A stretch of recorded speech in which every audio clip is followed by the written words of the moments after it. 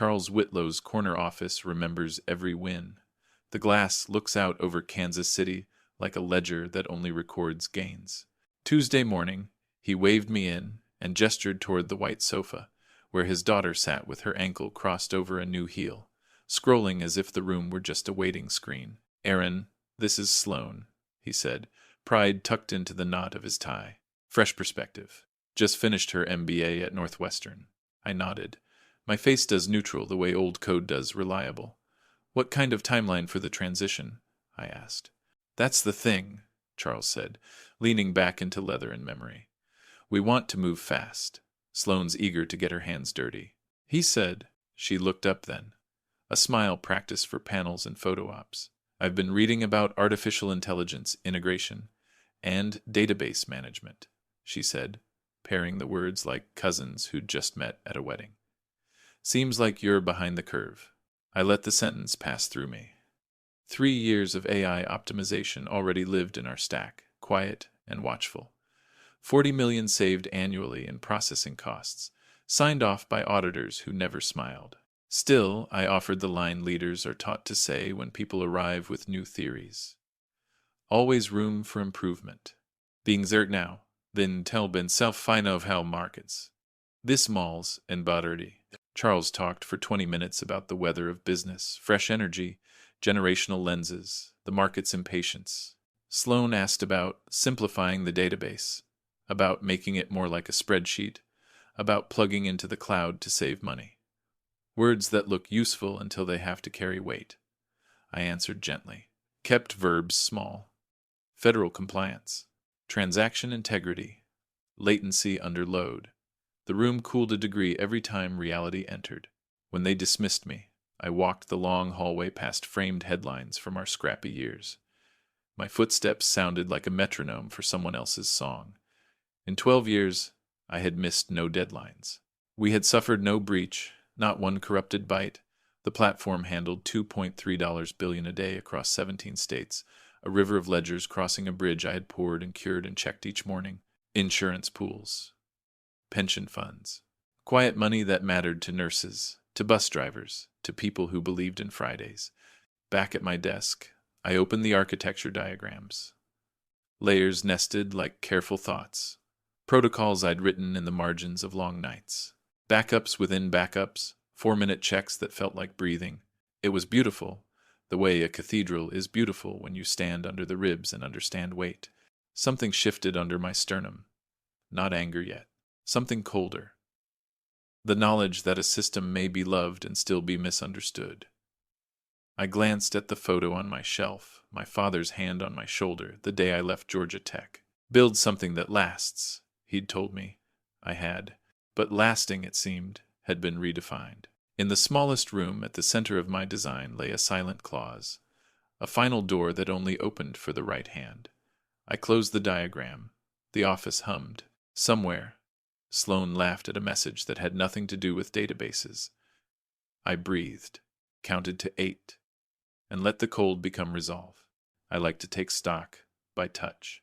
Not literally, but in the way a carpenter runs a palm along the grain to feel where the board wants to split. My inventory begins at the ingestion gateway's quiet sluices where transactions arrive wrapped in compliance headers and timestamps clipped to the millisecond. From there, they drop into the stream processors that balance throughput against integrity, hands and eyes at once. On a screen, it's boxes and arrows. In my head, it's a choreography. Funds stepping through KYC checks, anti-fraud heuristics, reconciliation passes that click like a turnstile. We move $2.3 billion a day across 17 states, and almost no one notices. That's the point. A city doesn't marvel at the bridge it crosses. It expects the bridge to hold. Vectra's platform holds because I made it unglamorous. No vendor circus when we didn't need it. No buzzword scaffolding to impress a board slideshow. Just disciplined joins and partitioning, temperate indexing, caches tuned to the boring truth of traffic. I wrote our security policies line by careful line, the way you write vows you plan to keep. I signed every change set with the same pressure in my chest. I felt at my mother's hospital bed when silence meant the machines were working. It wasn't always this neat.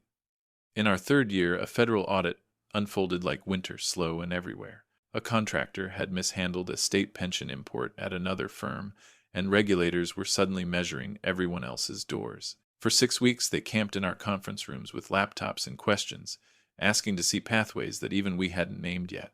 I answered until my voice thinned, until the coffee tasted like cardboard. That's when I drew the circle inside the circle. The emergency protocols, a separate spine threaded through the core, visible only to the people who needed to breathe through it. At the center of that spine, I placed the clause I never told anyone about. Call it a covenant or a thorn, total data protection sounds heroic on a slide, but in practice it's a law of the sea. If pirates board, you scuttle before you surrender. The trigger wasn't a password. Passwords can be passed around like donuts. It was a biometric handshake, my fingerprint, and a hardware nonce rolled together with time. Any attempt to alter core structures without that signature would be interpreted as a hostile takeover. The response would be absolute. Erase, salt, refuse resurrection. I argued with myself about it for months. My father's picture watched from the shelf, his smile too honest to approve of scorched earth. Build something that lasts, he'd said. Did I betray that by building the option not to last? I decided lasting wasn't the same as surrendering. Lasting meant honoring the people whose money moved through our ribs, the nurse in Topeka, the mechanic in Omaha, by never letting their histories become someone's experiment. So I kept the covenant quiet, documented the visible map with the care of a cartographer, filed the invisible one in memory and muscle. Some nights, leaving the office, I would press my thumb to the reader and feel the system recognize me. A pulse inside a machine. It is a strange intimacy, to be known by what you built. Stranger still, to sense the day it may be taken from you. Before the tower of glass, there was a warehouse in the crossroads that smelled like dust and good coffee. 15 of us, jackets on chairbacks, cords like vines, a whiteboard that never quite erased. At night, the neighborhood glowed with murals and the long breath of trains. We ordered pepperoni and argued about idempotency like it was poetry. Charles walked the floor then. He knew who preferred cold brew and who stayed late because the rent said so. He learned our spouses' names, our kids' cartoons, the days we winced at a dentist bill. When my mother's lungs turned brittle in 2018, he didn't ask for forms. Take the time, he said, and the payroll kept arriving like a promise that the world could still be kind. We built the first version of the platform with the reverent arrogance you need to build anything new. It wasn't pretty, but it balanced like a dancer, even when the music changed. When we landed our third regional pension fund, Charles brought us grocery store cake and held the knife like a ribbon cutting. We clapped because the room was small enough for clapping to feel like weather. Some nights the janitor found me asleep at my desk with a schema open like a lit city. I wasn't chasing a title. I was chasing the feeling that the floor wouldn't give way. Success arrived in tailored suits. The warehouse gave way to an address with a lobby pianist and elevators that said low latency with their speed. HR manuals multiplied. Legal grew a second wing. We learned to speak in acronyms we didn't invent. The Friday pizza became a wellness stipend, and then a poster about resilience. Charts replaced stories. The company Christmas party hired a string quartet that couldn't play requests. I don't hate polish. I hate when polish replaces pulse. Sloan floated in summers like a bright brochure, phones answered. Cabinets labeled. She was clever in the way that fills a room without moving a chair. Business administration, minor in marketing. Safe, as if safety were a strategy. I helped her clear paper jams and draw boxes for workflows. She laughed easily then, before vision meant a slide deck with a gradient. Last month the air changed. Charles began passing my doorway without the small stop for Kansas City Talk Chiefs scores, barbecue lines, the way the river made the winter feel honest. In meetings, questions that found me for a decade took a detour through someone new. Nothing cruel, just edits to the choreography. The COO, hired from a coastal firm whose business card had a watermark, started saying, "Institutional knowledge can't live in one head," like he was reading it off a mug. I agreed in principle. I've preached documentation since we were drinking drip coffee from chipped mugs, but the way the request sat in the room felt less like stewardship and more like foreclosure. I wrote. I always wrote. Architecture guides with margins for the next person's pen. Run books that a tired human could trust at 2 a.m. The documentation grew teeth. I could feel it. Not teeth to protect us. Teeth to bite me loose. On the walk to my car, the skyline looked like an EKG, peaks and quiet, the shape of a heart deciding what to do next. I told myself not to be paranoid, then remembered we had once survived, because we were. The defect announced itself like a cough in an empty church, small, echoing, wrong. A pension fund interface we'd inherited years ago began dropping a checksum every few thousand transactions. Rare, but not rare enough for money. I saw it in the graphs just after dawn, a shy red flicker where there should be a clean green line. I brewed office coffee that always tasted like it missed its mother, rolled my chair forward, and opened the code like a familiar drawer. 40 minutes. That's how long it took. I traced the bug to a brittle third-party parser, patched around it, added a guardrail that would outlive all of us, and redeployed with the kind of hands you bring to a newborn.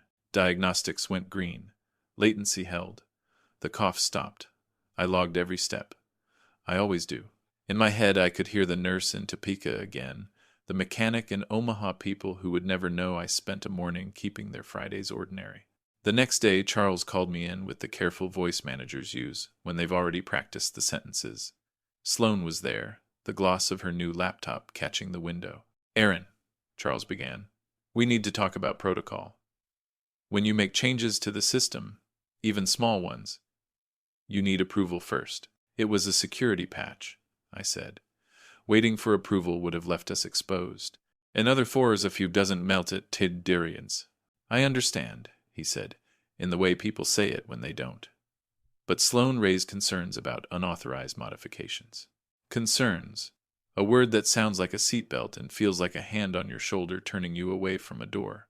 I looked at Sloan. She was studying a screen that probably showed a calendar. "We're trying to build a culture," she said, "where change management is respected, where no one person holds the keys." I almost smiled. I respect change management like I respect bridges, by testing them under load. I've written more rollback plans than some people have written emails. But the conversation wasn't about the patch. It was about the story they wanted to tell, that I was the risk, not the habit of cutting corners in the name of optics. On my walk back to my office, the carpet felt new and soft in that way that erases footsteps. I sat and watched the heartbeat of our systems, queues breathing, caches warming, journals writing their tiny histories. I thought about how resilience in software is trust formalized, assumptions made explicit, promises kept even when nobody is looking. Resilience in people is similar. It needs belief. It needs the grace of being seen as trying to keep the roof on. I kept the reprimand email, filed it with the audits and the late-night fixes I'd done when winter storms took out half the grid. I wrote a reply that was professional enough to pass any forward. Acknowledged. Future patches will follow the documented approval workflow barring imminent risk to client data. I hit send. Then I leaned back and let the understanding complete its circuit. They weren't planning to work with me. They were setting a stage where my caution read like disobedience. Paranoia is a story that eats. Prudence is a story that saves. I have tried for 12 years to feed the right one. That afternoon, I began measuring what I could not say aloud, where the exits were, which promises still mattered, how to protect the bridge, even from the people collecting tolls. The email arrived at 8:47 a.m. Subject line trimmed to sound humane. Organizational restructuring. Confidential, effective, immediately. I read it once the way you read a weather alert, then again, slower, feeling for shelter in the fine print. Aaron Mercer will transition to a consulting role during a knowledge transfer period. Sloan Whitlow will assume responsibilities as Chief Database Officer. Words that tried to cushion the fall with corporate foam. The sentence that mattered was a timestamp. Today. I opened the admin console. The logs told a small, indifferent truth. New credentials provisioned for Sloan at 8:21 a.m. escalated to core privileges at 8:29. She had keys that took me 12 years to earn. Keys she didn't know the names of. I felt nothing dramatic, no lightning, no heat. Just the precise cold of a room where someone has cracked a window you thought was sealed. I closed the console and went to make coffee. The break room sits like a stage set high tables that never forgive knees. A view of the skyline that sells the idea we are important. Kansas City was doing what Kansas City does at 9 in the morning.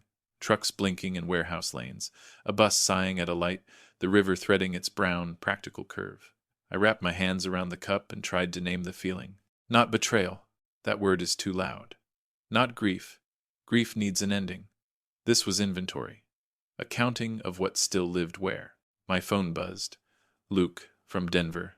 How's work? A joke arrived in my throat and didn't land. I typed, busy. We'll call Sunday. Then watched the steam braid itself thin and vanish. 12 years of 70-hour weeks.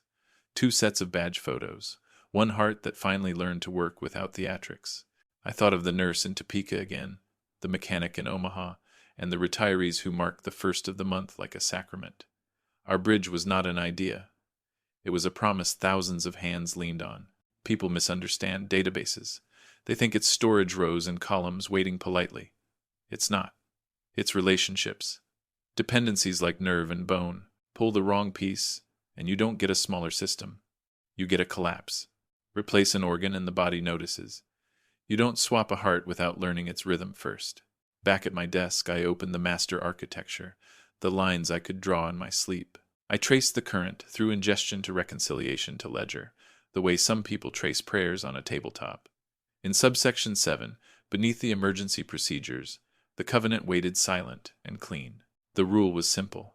If someone without the proper signature tried to reach into the heart, the body would refuse, not to spite, to protect. Once weeks ago, when all of this felt less inevitable, I had planned to disable the clause before any goodbye.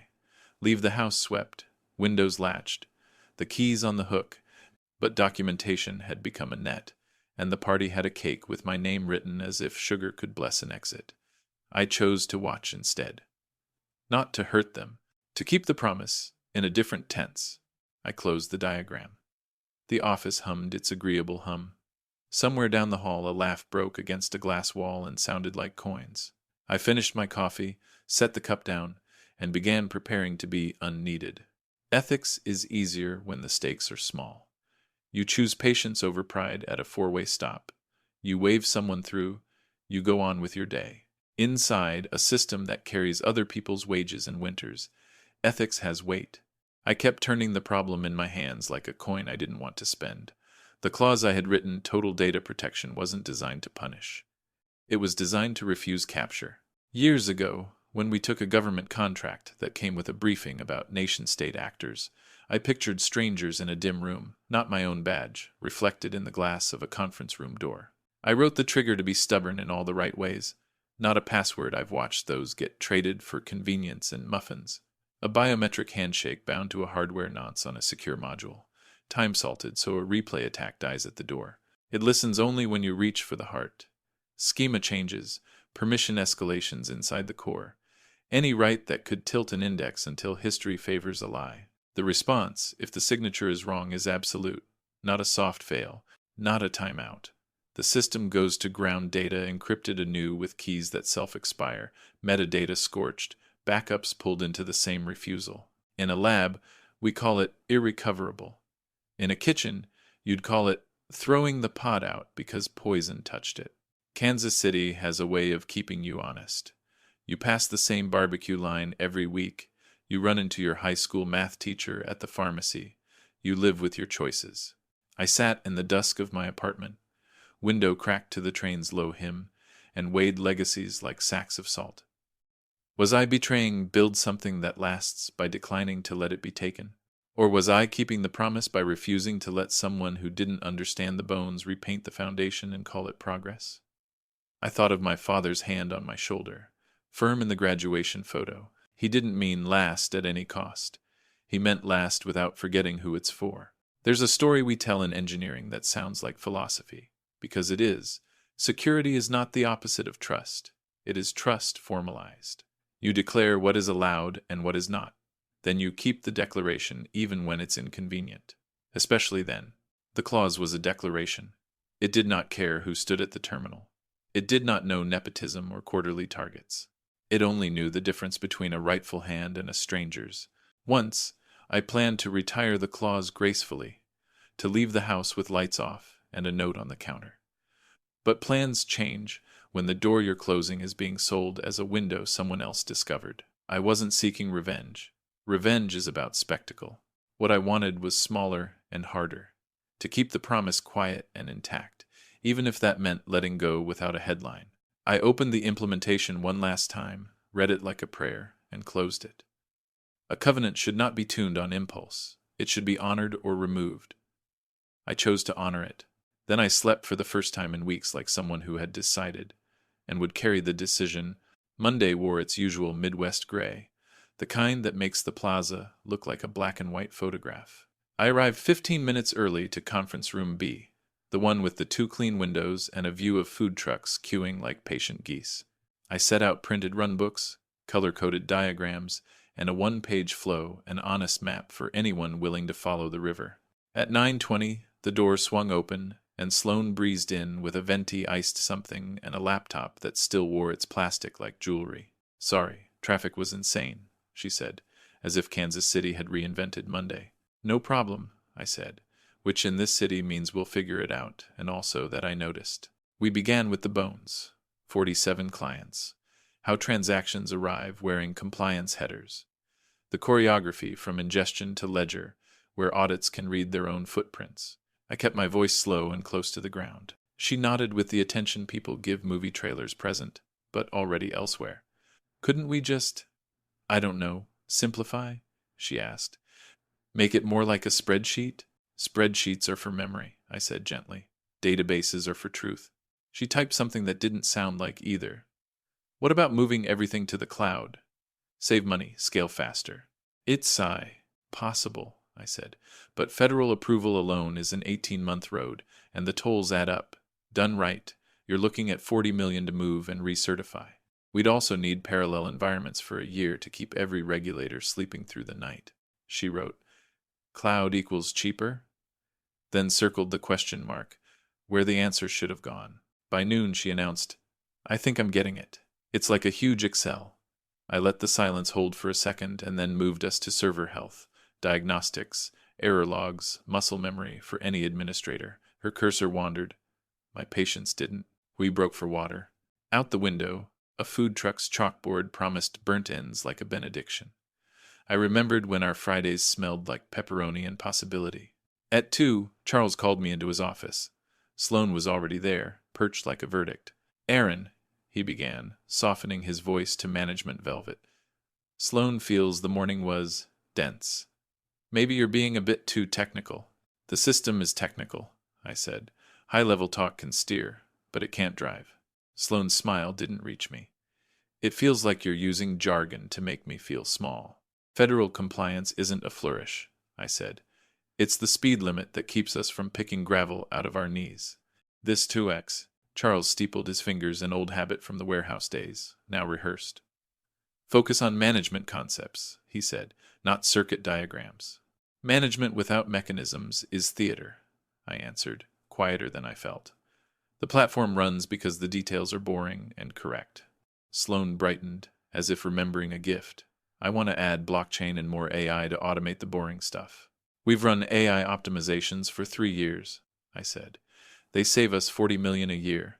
Blockchain would rebuild the foundation out of marbles and ask the regulators to dance."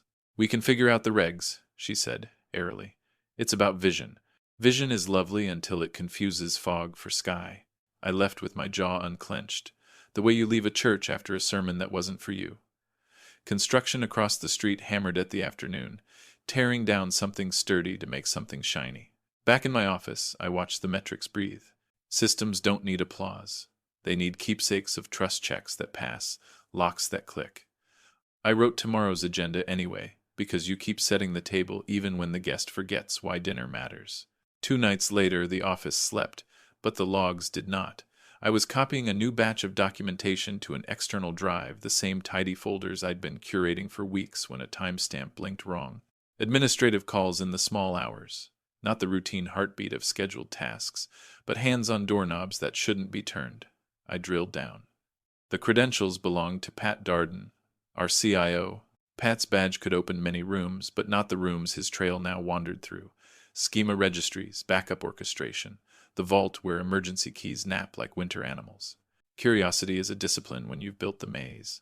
I followed the thread into detailed exports diagrams that didn't look like mine but knew me too well. Someone had been drafting deep maps, partition strategies, rotation cadences, the quirks of our reconciliation engine, even the old decision to prefer boring file systems over fashionable ones, and why. It wasn't a bird's eye overview. It was the skeleton, labeled for disassembly. The emails came next, tucked behind the usual noise. Zentron Global. The subject lines wore a consultant's cologne. Legacy modernization, knowledge extraction, risk mitigation single points of failure. The chain stretched 3 months back, polite and methodical. There were attachments, SOWs, calendars, an outline for a cutover plan that described my job with the past tense hidden in bullet points. Procurement had been busy too. Requests for hardware to replace the custom rigs I'd tuned like instruments. New SKUs for a stack that would photograph better in an annual report.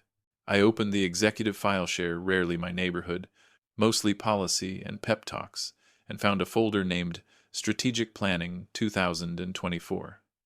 Inside, a deck weighted with the bland confidence of a memo that expects its own approval. Database Operations Transition. 6 weeks old. I clicked through. Phase 1, Document Existing Systems. Phase 2, Identify External Resources. Phase 3, Implement Leadership Transition.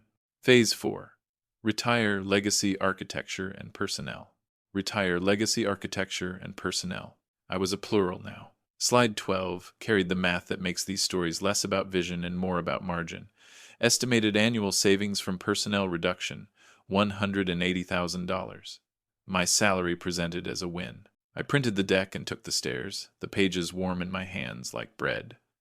The parking garage was its own weather, concrete and echo. I sat in the car and read every line, letting each euphemism find its sharper word. They had been thorough. They had catalogued my public map and rehearsed my exit. They had studied the bridge's arches and calculated the scrap value of steel.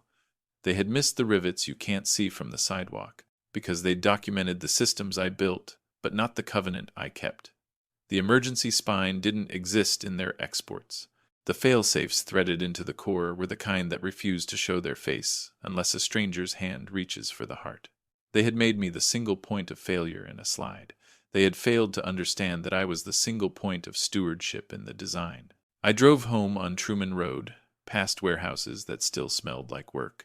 The laptop I'd bought, with no fingerprints, waited on my kitchen table. I wasn't plotting spectacle. I was confirming that the promises would keep themselves if someone tried to turn them into a pitch. Kansas City's night pressed gentle against the window. In the hush, I could hear the system breathing like a sleeping child, trusting the rules I'd taught it, who is allowed to touch, and what happens when they do not listen. Friday showed up in a pressed shirt, and that faint metallic smell offices have before a party. I dressed to match the illusion best blue, the tie my father bought when he still believed ties were tickets. At 11 I took the elevator to the server room for one last ritual. Steel, cold air, the living hush of machines. I laid my finger on the reader. The sensor woke, green as a traffic light at dawn. Authorized. I watched the dashboards breathing throughput steady, error rates asleep, backups cycling like tides. It felt like visiting a cathedral you helped pour, running a hand along the stone and hearing it remember you. At 2, the transition celebration began. Someone had ordered a sheet cake with Vectra in frosting, the kind of sugar that leaves grit on the tongue. Charles said a few words about new chapters and momentum. His voice still had the warmth from warehouse days, softened now by years of keynotes. Sloan spoke next, bright and aspirational, a promise of modernization that sounded like a commercial between innings. People clapped because clapping is a way to manage uncertainty. Pat presented me with a plaque, years of dedicated service, engraved as if metal could testify. We posed by the view. A coworker lifted a phone and made a small joke about my retirement. I smiled the smile you practice to keep other people from telling you to smile. In the corner, someone cut the cake into squares and set them on napkins printed with the company logo, as if bran could absorb crumbs. Back at my desk, I packed the small museum of a long tenure. The photo of my father's hand on my shoulder, a chipped mug with a pixelated heart, 3 pencils I kept sharpened out of superstition.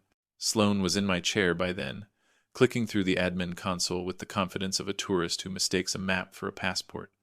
"I think I'm getting it," she said, eyes on a menu that had never hurt anyone.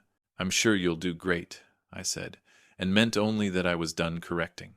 People drifted by, offering the kind of goodbyes that keep a hallway moving quick, earnest, unsure where to place their hands.